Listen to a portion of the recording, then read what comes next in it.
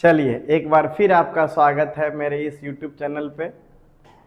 तो आप लोग वीडियो को लाइक करिए, चैनल को सब्सक्राइब करिए और भी बच्चों में शेयर करिए, ठीक है। तो जैसा कि कोचिंग में बच्चों का डिमांड था कि सर दर्पण से संबंधित सभी फार्मूला को सिद्ध करिए, तो आज हम आपका सबसे पहले क्या लेकर आए हैं, अवतल दर्पण में सिद्ध करें कि R बराबर 2F या R बराबर 2F या F बराबर R/2। तो अब जानते हैं F क्या है, R क्या है, क्या अवतल दर्पण क्या है। तो आपको सब चीज बताते हैं हम, ठीक है, एकदम बारीकी से। तो सबसे पहले बात आता है अवतल दर्पण का। तो ये गोलीय दर्पण का पार्ट है, गोलीय दर्पण, ठीक है। गोलीय दर्पण का दो भाग होता है, उत्तल दर्पण और अवतल दर्पण, ठीक है। तो आइए अब सबसे पहले जानते हैं किसको, अवतल दर्पण को। जैसा कि ये आपका गोलीय दर्पण का पार्ट हुआ, और यदि हम इसको बाहर से कलई करते हैं, बाहर से रजतित करते हैं, यानी बाहर से रंगते हैं, बाहर से रंग दिए, बाहर से रंग दिए, तो ये क्या कहला गया, कौन दर्पण, अवतल दर्पण। कौन दर्पण, अवतल दर्पण, ठीक है। यानी कि इधर हो गया पीछे भाग, ये हो गया परावर्तक सतह, ठीक है। तो वैसा दर्पण जिसका परावर्तक सतह धसा हो उसे क्या कहते हैं, अवतल दर्पण। तो अवतल दर्पण में सिद्ध करना है R बराबर 2F, यानी कि R बराबर 2F बोले तो वक्रता त्रिज्या, ये R क्या है, वक्रता त्रिज्या। अभी बताते हैं आपको कि वक्रता त्रिज्या किसे कहते हैं। आप लोग वीडियो को बिल्कुल बारीकी से सुनिए, देखिए और लिखिए, ठीक है। ऐसा कि नहीं बिल्कुल लिख लिए खाली, उसको थोड़ा समझे भी। तो R बराबर 2F को लैंग्वेज में क्या कहते हैं कि वक्रता त्रिज्या फोकस दूरी की दोगुनी होती है, और फोकस दूरी यानी F बराबर R/2, तो फोकस दूरी वक्रता त्रिज्या की आधी होती है। यदि कोई बच्चा हमसे बोल रहा है कि सर हम आपका आधा हैं, तो हम बोल सकते हैं कि बउआ हम तुम्हारा क्या है, दोगुना है कि नहीं। तो आइए जानते हैं, गोलीय दर्पण के केंद्र को वक्रता केंद्र कहते हैं। गोलीय दर्पण के केंद्र को वक्रता केंद्र कहते हैं, और गोलीय और वक्रता केंद्र से आने वाली प्रकाश की किरण जो ध्रुव तक जाती है, बोले तो दर्पण तक जाती है, बोले तो दर्पण तक जाती है, उसे प्रधान अक्ष या मुख्य अक्ष कहते हैं। बोले तो ये हो गया वक्रता केंद्र। बात समझ में आया, ये हो गया वक्रता केंद्र। C4 क्या हो गया, वक्रता केंद्र। यानी कि गोलीय दर्पण के केंद्र को वक्रता केंद्र कहते हैं, और वक्रता केंद्र से आने वाली वह किरण जो दर्पण तक जाती है, मतलब ध्रुव तक जाती है, उसे क्या बोलते हैं, प्रधान अक्ष। जैसे कि ये C4 क्या हो गया, C4 हो गया वक्रता केंद्र। ये P4 क्या हो गया, P4 हो गया पोल, बोले तो ध्रुव। और ये हो गया M डैश, कौन दर्पण हो गया, अवतल दर्पण। कौन दर्पण, अवतल दर्पण। और अवतल दर्पण किसे कहते हैं, जिसका परावर्तक सतह धसा हुआ है। क्या, जिसका परावर्तक सतह है ना, क्या मिले, धसा मिले। क्या मिले, धसा मिले, ठीक है। अब देखिए, अब ये हो गया, लेकिन हमको तो यहां R के बारे में जानना है। तो देखिए, वक्रता केंद्र से, और हम लोग चिन्ह परिपाटी जब पढ़े थे तो दर्पण में सभी दूरियां कहां से मापी जाती थी, ध्रुव से। यानी कि वक्रता केंद्र और ध्रुव के बीच की दूरी को वक्रता त्रिज्या कहते हैं, वक्रता त्रिज्या कहते हैं। देखिए आया ना, वक्रता त्रिज्या, बोले तो CP, यानी कि वक्रता केंद्र और ध्रुव के बीच की दूरी को वक्रता त्रिज्या कहते हैं, वक्रता त्रिज्या कहते हैं, जिसे बढ़की आर से सूचित किया जाता है, जिसे बढ़की आर से सूचित किया जाता है।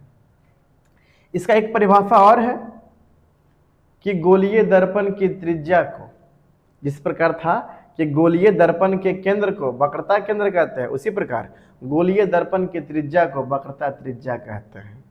अब है कि हम एक अनंत से आती प्रकाश की किरण दर्पण पर पड़ने के बाद, दर्पण पर पड़ने के बाद प्रधान अक्ष के जिस बिंदु से, प्रधान अक्ष के जिस बिंदु से गुजरती है उसे फोकस कहते हैं।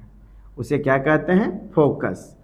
फोकस को छोटकी एफ सूचित करते हैं। किससे? छोटकी एफ से। नहीं, फोकस को बड़की एफ से बोले तो एफ, फोकस, है ना। यानी कि अनंत से आ रही प्रकाश की किरण दर्पण पर पड़ने के बाद जिस प्रधान अक्ष के जिस बिंदु से गुजरती है उसे क्या कहते हैं? फोकस। और फोकस और ध्रुव के बीच की दूरी को बोले तो फोकस और ध्रुव के बीच की दूरी को फोकस दूरी कहते हैं। क्या कहते हैं? फोकस दूरी, जिसे छोटी एफ से सूचित किया जाता है। यानी यहां लिख सकते हैं, छोटी एफ लिख सकते हैं, कोई दिक्कत नहीं है। ठीक है, ऐसे वो भी छोटा ही था, एफ तो बिल्कुल ऐसा ना पड़ता है भाई, है ना। चलिए आइए अब फिर से शुरू समझते हैं। गोलीय दर्पण के केंद्र को वक्रता केंद्र कहते हैं और दर्पण में सभी दूरियां जहां से मापते हैं उसे क्या कहते हैं? ध्रुव कहते हैं। या गोलीय दर्पण के ध्रुव को, गोलीय दर्पण के ध्रुव को ध्रुव कहते हैं। और एम डैश कौन दर्पण हो गया? अवतल दर्पण, जिसका परावर्तक सतह क्या रहे? धसा रहे। और वक्रता केंद्र और ध्रुव के बीच की दूरी को, वक्रता केंद्र और ध्रुव के बीच की दूरी को वक्रता त्रिज्या कहते हैं। और अनंत प्रधान अक्ष के समानांतर आती प्रकाश की किरण दर्पण पर पड़ने के बाद प्रधान अक्ष के जिस बिंदु से, इसका नाम है प्रधान अक्ष। कौन अक्ष? प्रधान अक्ष, बोले तो मुख्य अक्ष, बोले तो मुख्य अक्ष। बात समझ में आया? मुख्य अक्ष। प्रधान अक्ष के समानांतर आती प्रकाश की किरण दर्पण पर पड़ने के बाद प्रधान अक्ष के जिस बिंदु से होकर गुजरती है उसे फोकस कहते हैं। और फोकस और ध्रुव के बीच की दूरी को फोकस दूरी कहते हैं। यानी हमको फोकस दूरी और वक्रता त्रिज्या मिल गया ने, आर और एफ मिल गया। अब देखिए, एक रेखा हम गुजारेंगे कहां से? वक्रता केंद्र से। कहां गुजारेंगे? वक्रता केंद्र से। ये ऐसे आई, ये ऐसे टकरा के निकल गई। और वक्रता केंद्र से जब प्रकाश आती है तो जिस रास्ते से आती है उसी रास्ते से क्या होती है? लौट जाती है। बात समझ में आया कि वक्रता केंद्र से जब प्रकाश गुजरता है तो जिस रास्ता से आता है उसी रास्ता से लौट जाता है, यानी किसी प्रकार का विचलन नहीं होता है। बात समझ में आया? अब देखिए, यहां नाम ए दे दीजिए, क्या दिक्कत है कि अनंत से आ रहा है और दर्पण से टकराया और प्रधान अक्ष के जिस बिंदु पर आकर मिला उसको कहते हैं फोकस। अब है बताया प्रधान अक्ष नहीं बताया था शुरू में प्रधान अक्ष कि वक्रता केंद्र से गुजरने वाली वह किरण जो दर्पण तक यानी ध्रुव तक जाती है उसे प्रधान अक्ष कहते हैं। ये सब बिल्कुल सिद्ध करने में, जो सिद्ध करिएगा सिर्फ वही लिखिएगा फिगर पार के, लेकिन थोड़ा समझने में इस सब में क्या जाता है, लिखने में कोई दिक्कत नहीं है। अब आइए, अब आपको बताते हैं कि ये हो गया आपतित किरण, आने यानी दर्पण पर पड़ने वाली किरण, और दर्पण पर पड़ने वाली किरण और इस और अभिलंब के बीच बने कोण को आपतन कोण कहते हैं। और आपतन कोण को कोण आई से सूचित करते हैं। आपको दिखाई पड़ रहा होगा, है ना, कोण आई दिखाई पड़ रहा लाल पेन से। चलिए ठीक है फिर, यानी देखिए हम लोग क्या पढ़ते थे, ऐसे पढ़ते थे कि एक परावर्तक सतह है, इस पर आने वाली किरण और ये लौटने वाली किरण, और आपतन बिंदु पर डाला गया लंब अभिलंब। तो पढ़ते थे आपतित किरण और अभिलंब के बीच बने कोण को आपतन कोण कहते हैं, आपतन कोण कहते हैं। ठीक है, और नहीं बोलिए ये दिखाई पड़ रहा है, नहीं दिखाई पड़ेगा तो फिर हम हरा पेन का प्रयोग करेंगे। दिखाई पड़ रहा है ना, चलिए हाँ लाइए, नहीं तो देखते हैं हरा पेन से क्या रहता है रिजल्ट इसका।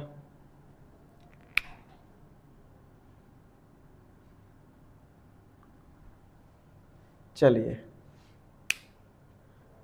ठीक है, अब आइए, जैसे कि हम लोग पढ़े थे आपतित किरण और अभिलंब के बीच बने कोण को आपतन कोण कहते हैं, उसी प्रकार परावर्तित किरण और अभिलंब के बीच बने कोण को है ना परावर्तन कोण का, जिसे कोण आर से सूचित किया जाता है। बात समझ में आया कि आने वाली किरण और अभिलंब के बीच बने कोण को आपतन कोण, और लौटने वाली किरण और अभिलंब के बीच बने कोण को परावर्तन कोण, और परावर्तन कोण को कोण आर से सूचित किया जाता है। चलिए इतना पता चल गया होगा। चलिए अब आगे बढ़ते हैं। अब आगे क्या बढ़ते हैं देखिए जरा। अब देखिए आप ये रूल भी पढ़े होंगे कि जब दो समानांतर रेखाओं को जब काटती है एक रेखा, तो ये कोण और ये कोण आपस में क्या होता है बराबर। बोले तो ये है कोण आई, है ना, ये है कोण आई, तो ये भी होगा कोण आई है कि नहीं। कहां से, एकांतर कोण से। कहां से, एकांतर कोण से। ठीक है, क्योंकि ये जो रेखा है ये प्रधान अक्ष के समांतर जाता है, प्रधान अक्ष के समानांतर जाता है। ठीक है, चलिए अब लगभग फिगर इतना बन चुका है, फिर आगे बताते जाएंगे, आप लोग लिखते जाइएगा।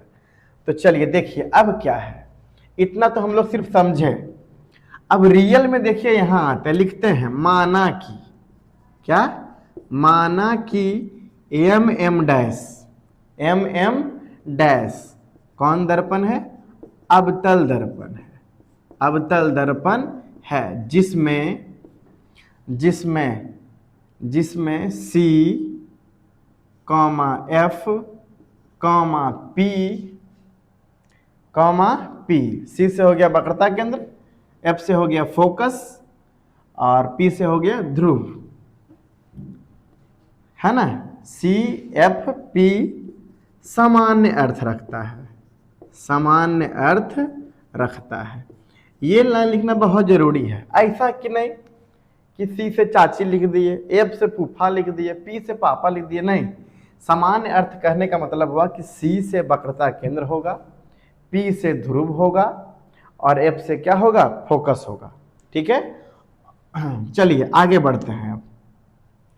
अब जब आगे बढ़ते हैं इसमें, तो सबसे पहला काम क्या किए हम, सबसे पहला काम किए हम कोण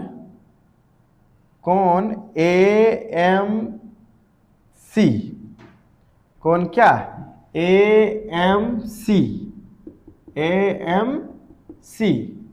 है कि नहीं, AMC बराबर AMC यानी ए वाला कोण, ये बराबर ये लिखे थे यानी MCF लिख दीजिए, कोई दिक्कत नहीं है, बराबर कोण MCF। देखिए MCF, ठीक है, बराबर है कहां से, एकांतर कोण से। कहां से, एकांतर कोण से। बोले तो कोण I बराबर कोण MCF, यानी कि MCF बराबर कितना हो गया, कोण I। ठीक है, एक काम किए, फिगर बनाने के बाद सिर्फ पहला काम ये किए हम, ये सब बस आपकी ज्ञान वाली बातें था, थोड़ा नॉलेज बढ़ जाए। ठीक है, सबसे पहले क्या किए, एम डैश अवतल दर्पण है, जिसमें सी एफ पी सामान्य अर्थ रखता है। और सबसे पहला काम क्या किया, ये दोनों बराबर कर दिए, कहाँ से, एकांतर कोण से। अब ये मत कहिएगा कि कोण आई और कोण आर ई नहीं लिखे, अरे हम लोग पढ़े हैं कि आपतित किरण और अभिलंब के बीच बने कोण को आपतन कोण, और परावर्तित किरण और अभिलंब के बीच बने कोण को परावर्तन कोण। चलिए एक काम हो गया। अब देखिए जरा एक काम और करते हैं। एक काम और क्या करते हैं, आप लोग पढ़े होंगे बहिष्कोण से कि ये दोनों कोण का मान, ये दोनों कोण इसके बराबर होता है। कहां से, बहिष्कोण से। जैसे कि कभी हम एक त्रिभुज पा रहे हो आपसे, है ना, एक त्रिभुज पाते हैं, इसके एक कोण को बढ़ा देते हैं, ठीक। अब जैसे कि हम ई ले लिए 70 डिग्री, ये ले लिए 40 डिग्री, ठीक है, ये ले लिए 70 डिग्री और ये ले लिए 40 डिग्री। अब जो इसका मान होगा न, इसका जो मान होगा दोनों के जोड़ के बराबर होगा। कैसे, हम लोग जानते कि त्रिभुज के तीनों कोणों का मान क्या डिग्री होता है, 180 डिग्री। तो देखिए ये हो गया 70, ये हो गया 40। यहाँ पर आप कुछ भी ले सकते हैं, 40 की जगह 50 लीजिए, 60 लीजिए, 70 लीजिए। चलिए बढ़ा देते हैं, क्या ले लिए 60, कोई दिक्कत नहीं है। 400 था तब वो कोई दिक्कत नहीं था। अब ये है 70 और ये है 60, तो कितना हो गया, 130 हो गया। तो बताइए ई वाला कोण कितना होगा, 50। अब ई वाला जब 50 होगा तो रेखा पर बना कोण क्या डिग्री होता है, 180 डिग्री के। जब ई वाला हो गया 50 तो ई वाला कितना है, 130। कहने का मतलब यदि 50 मिटाते हैं तो ये दोनों का कोण इसके बराबर होता है। बोले तो ये है कोण आर, ये है कोण आई, यानी ई वाला हो जाएगा कोण आई प्लस कोण आई प्लस कोण आर। हाँ या नहीं, कहां से, बहिष्कोण से। यानी कि आइए, यानी लिखते हैं तो समझ में आ जाएगा। यानी कि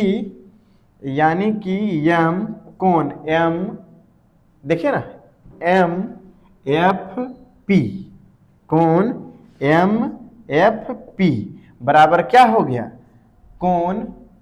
कोण सी एम एफ, कोण सी एम एफ प्लस कोण एम सी एफ, हाँ या ना। यानी कि ये दोनों का जोड़ इसके बराबर होता है। कहां से बराबर होता है, तो बहिष्कोण से। कहां से, बहिष्कोण से, बहिष्कोण से, है ना, बाहरी कोण से। बात समझ में आया कि ये दोनों कौन कौन, सी एम एफ और एम सी एफ, यानी एम सी एफ दोनों का जोड़ किसके बराबर होता है, एम एफ पी के बराबर है। यानी एम एफ पी के बराबर है। बोले तो सी एम एफ यानी बीच वाला कौन, यानी सी एम एफ कितना है, कोण आर, और एम सी एफ कितना है, कोण आई। बोले तो कोण आर प्लस कोण आई, बोले तो कोण आई प्लस कोण आर, कोण आई प्लस कोण आर। इतना समझ में आया। अब आगे बढ़ते हैं। कहने का मतलब हुआ कि सिद्ध करने में सबसे पहले आप इतना फिगर बनाइएगा, ठीक है। उसके बाद इतना फिगर क्या है, कोण आई कोण आर कैसे लिखे, तो आपतन कोण और परावर्तन कोण, आपतन कोण को कोण आई से और परावर्तन कोण को कोण आर से।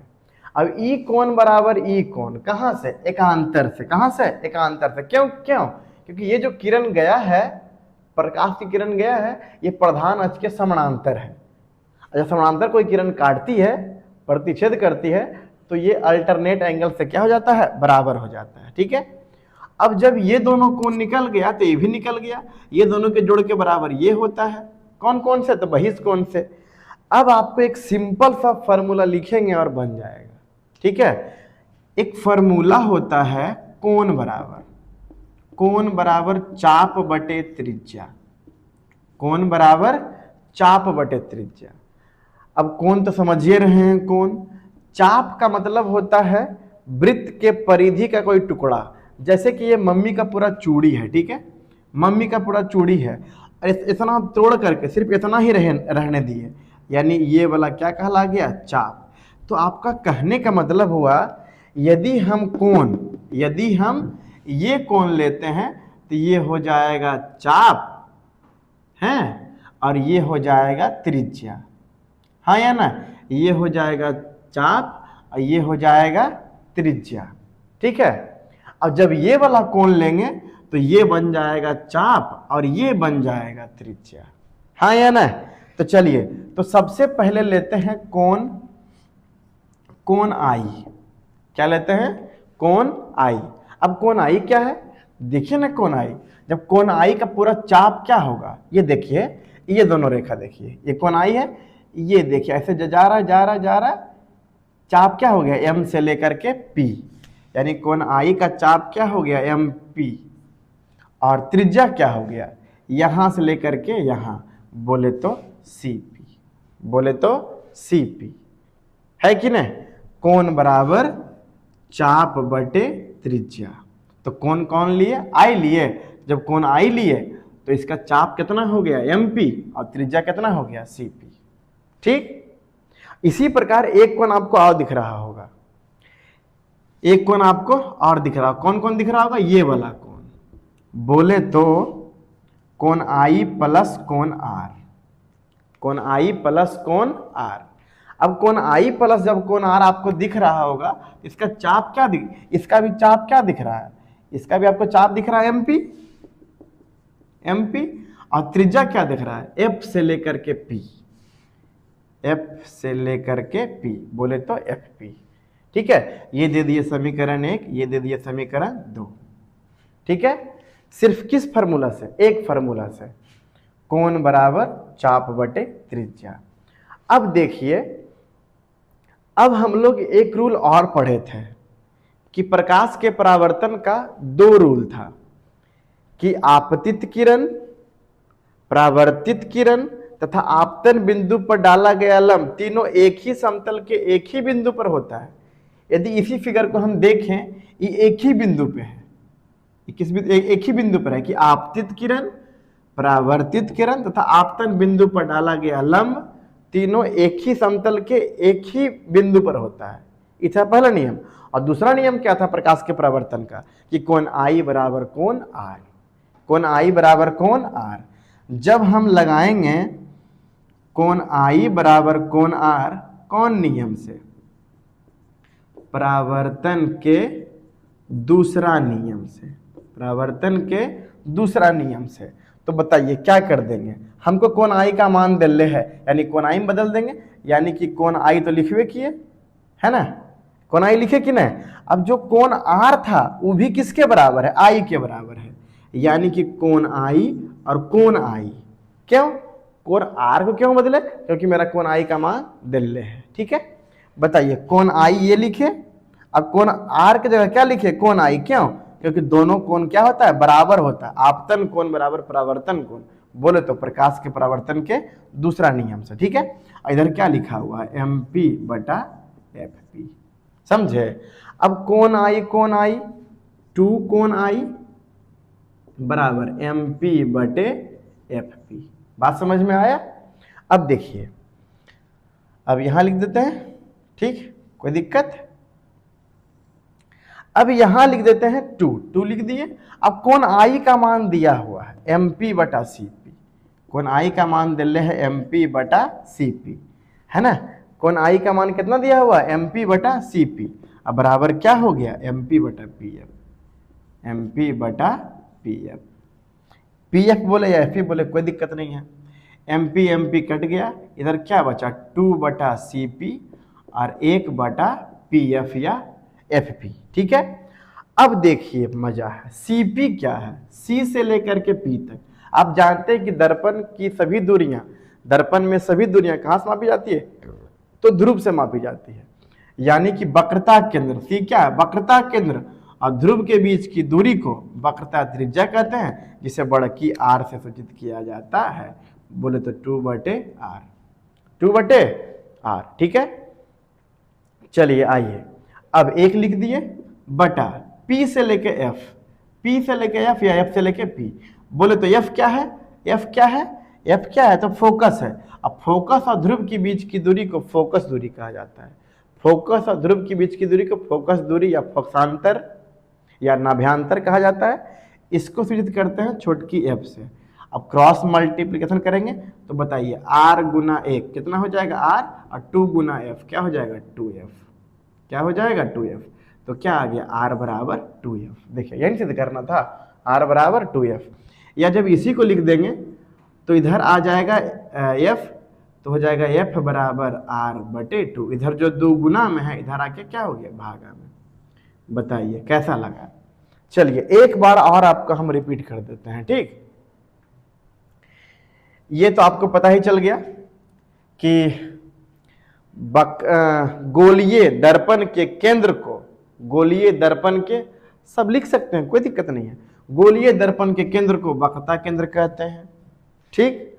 गोलीय दर्पण की त्रिज्या को वक्रता त्रिज्या कहते हैं, या गोलीय दर्पण और ध्रुव के बीच की दूरी को गोलीय दर्पण गोलीय वक्रता केंद्र और ध्रुव के बीच की दूरी को वक्रता त्रिज्या कहते हैं, ठीक है।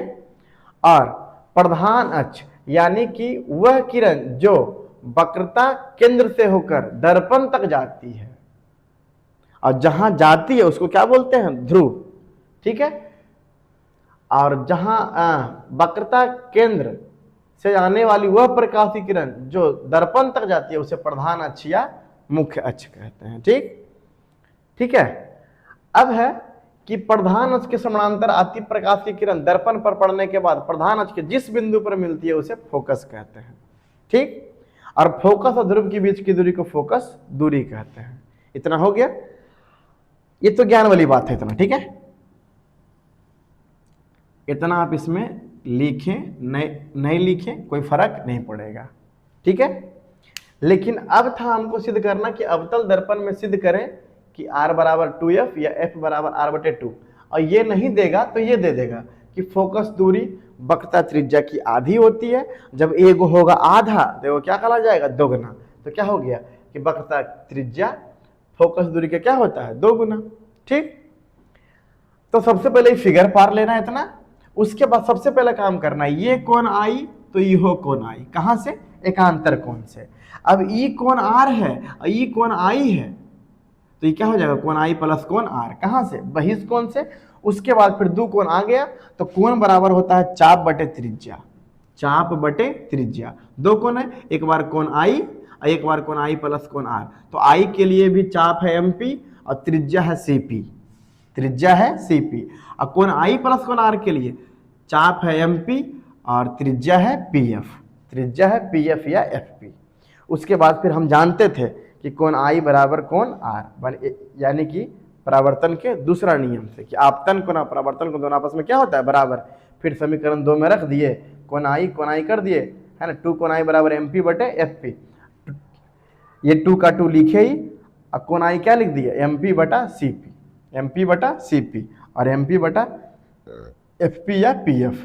फिर cp क्या था, वक्रता केंद्र और ध्रुव के बीच की दूरी को वक्रता त्रिज्या, और fp क्या था कि फोकस और ध्रुव के बीच की दूरी को फोकस दूरी, बोले तो छोटकी f। क्रॉस मल्टीप्लिकेशन कर दिए, आ गया r बराबर क्या, 2f या f बराबर r बटे 2। अब आशा करते हैं कि आपको समझ में आ गया होगा, ठीक है। चलिए इसको नोट कर लीजिए।